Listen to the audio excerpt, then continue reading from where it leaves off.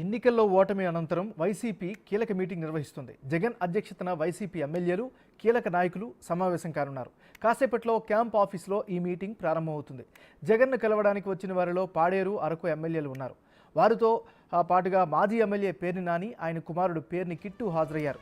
ఈ మీటింగ్లో పార్టీ ఓటమిపై ప్రధానంగా చర్చ జరుగుతున్నట్లు తెలుస్తోంది.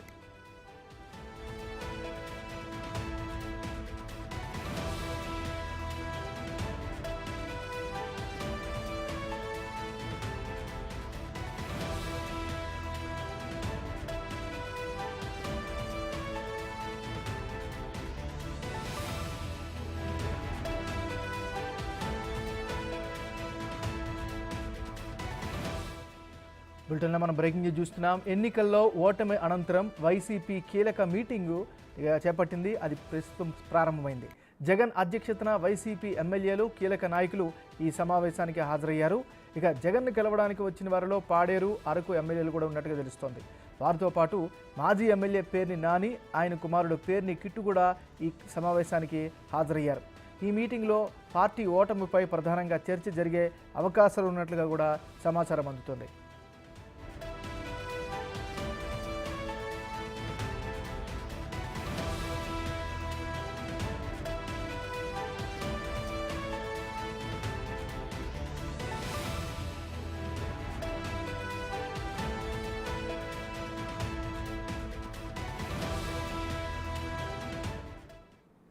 బులెటిన్లో మనం బ్రేకింగ్ న్యూస్ చూస్తున్నాం. ఎన్నికల్లో ఓటమి తర్వాత వైసీపీ కీలకమైనటువంటి మీటింగ్ని ఏర్పాటు చేసింది. జగన్ అధ్యక్షతన వైసీపీ ఎమ్మెల్యేలు, కీలక నాయకులు సమావేశం అయ్యారు. సో జగన్ను కలవడానికి వచ్చిన వారిలో పాడేరు, అరకు ఎమ్మెల్యేలుగా ఉన్నట్టు తెలుస్తుంది. ఇక ఈ కీలక భేటీకి సంబంధించి మరింత తాజా సమాచారాన్ని మా రిపోర్టర్ శివ లైవ్లో అందిస్తారు. శివ, చెప్పండి. రైట్ నాగరాజు, మొత్తం మీద చూసుకుంటే వైఎస్ఆర్సీపీ ఘోర పరాజయం తర్వాత ఆ పార్టీకి సంబంధించి పోస్ట్ మార్టానికి సిద్ధమైంది. తాజాగా చూసుకుంటే వైఎస్ఆర్సీపీ ఓడిపోయిన తర్వాత మొదటిసారిగా సమావేశం నిర్వహించుకున్నారు. ఈ సమావేశంలో ప్రధానంగా చూసుకుంటే ఓటమి గల కారణాలు ఏంటి అనే దానికి సంబంధించి కూడా విస్తృతంగా చర్చిస్తున్నట్టు తెలుస్తుంది. ప్రధానంగా ఏదైతే వైఎస్ఆర్సీపీకి సంబంధించి గత ఎన్నికల్లో 151 అసెంబ్లీ స్థానాలు సాధించుకుంటే 151 అసెంబ్లీ స్థానాల ప్లేస్లో కేవలం 11 స్థానాలు మాత్రమే తిరిగి కైవసం చేసుకున్న పరిస్థితి కనిపిస్తోంది. సో ఈ నేపథ్యంలో 11 స్థానాలు రావడంతో కూడా ఆ పార్టీ ఒక్కసారిగా డీలా పడిపోయింది. ముఖ్యమంత్రి జగన్మోహన్ రెడ్డి సైతం కూడా మీడియా సమావేశంలో కన్నీళ్లు పెట్టుకున్న పరిస్థితి కనిపించింది. ఈ నేపథ్యంలో పార్టీకి సంబంధించిన ముఖ్యమైన నేతలు కొద్దిసేపు క్రితమే ముఖ్యమంత్రి జగన్ నివాసంలో సమావేశమయ్యారు. ఈ సమావేశంలో గెలుపుకి ఓడిపోవడానికి గల ప్రధానమైన కారణాలు ఏంటి, గెలుపుని ఎందుకు చేరుకోలేకపోయా అనే దానికి సంబంధించి కూడా విస్తృతంగా చర్చిస్తున్నట్టు తెలుస్తుంది. ఈ సమావేశానికి మాజీ మంత్రులు పెద్దిరెడ్డి రామచంద్రారెడ్డి, వెల్లంపల్లి శ్రీనివాసు, అలాగే అందుబాటులో ఉన్న నేతలంతా కూడా పాల్గొన్నట్టు తెలుస్తూ ఉంది. అరకు, పాడేరు ఎమ్మెల్యేలు, అలాగే తిరుపతి ఎంపీ గురుమూర్తి కూడా ఈ సమావేశానికి హాజరైనట్టు తెలుస్తూ ఉంది. అలాగే గుడివాడ మాజీ ఎమ్మెల్యే కొడాలి నాని కూడా ఈ సమావేశానికి హాజరైనట్టు తెలుస్తుంది. సో ఓవరాల్గా చూసుకుంటే ఆంధ్రప్రదేశ్లో వైఎస్ఆర్సీపీ ఓటమికి సంబంధించి కూడా జీర్ణించుకోలేని పరిస్థితి ఆ పార్టీ నేతలు ఉన్నారు.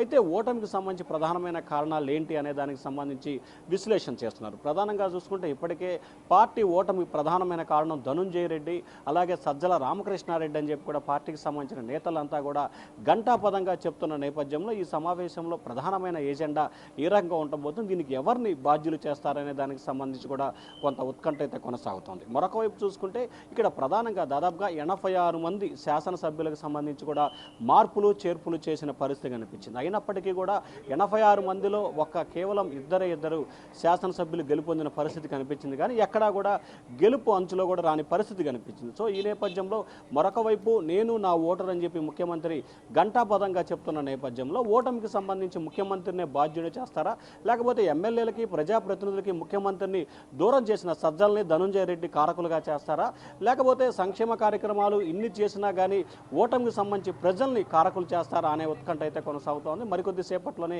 ఈ సమావేశానికి సంబంధించి వివరాలు వచ్చే అవకాశాలు అయితే కనిపిస్తూ ఉన్నాయి. ప్రస్తుతానికైతే ఏదైతే జగన్మోహన్ రెడ్డి నివాసంలో మాత్రం ప్రస్తుతం అయితే వైఎస్ఆర్సీపీ ముఖ్యమైన నేతల సమావేశం అయితే కొనసాగుతూ ఉంది. నాగరాజు, ఈ సమావేశం ఎంతవరకు జరిగే అవకాశం ఉంది? ఇంకాస్త ఎవరైనా జాయిన్ అయ్యే అవకాశం ఉందా? ఈ సమావేశం అనంతరం ఏమైనా మాట్లాడే అవకాశం ఉందా?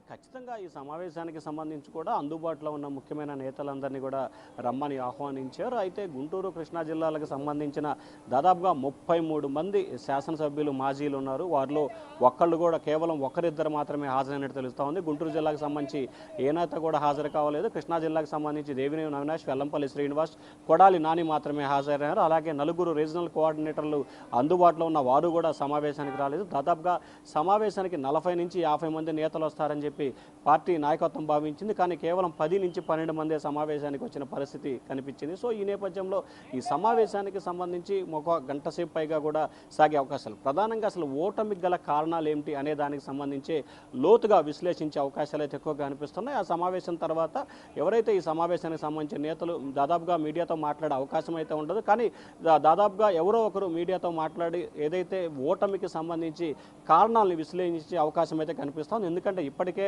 మాజీ మంత్రి బొత్స సత్యనారాయణ కొద్దిసేపట్లోనే విజయనగరంలో మీడియా సమావేశం ఏర్పాటు చేశారు. అలాగే అనంతపురానికి సంబంధించి ప్రకాష్ రెడ్డి మీడియాతో మాట్లాడటం జరిగింది. ఇట్లా రకరకాల నేతలు ఈ రోజు నుంచి ఉదయం నుంచి కూడా మీడియా ముందుకు వచ్చి మాట్లాడుతున్నారు. నిన్న మాజీ మంత్రి దాడిశెట్టి రాజా కూడా మాట్లాడటం జరిగింది. సో ఈ నేపథ్యంలో రకరకాల అంశాలకు సంబంధించి రకరకాల నేతలు ఆయా జిల్లాలో ఉన్న పరిస్థితుల నేపథ్యంలో కూడా మీడియా సమావేశంతో మాట్లాడుతున్నారు. మరి ఈ సమావేశం ముగిసిన తర్వాత ఆ పార్టీ నేతలు మీడియాతో మాట్లాడే అవకాశం అయితే స్పష్టంగా కనిపిస్తా ఉంది. నాగరాజు.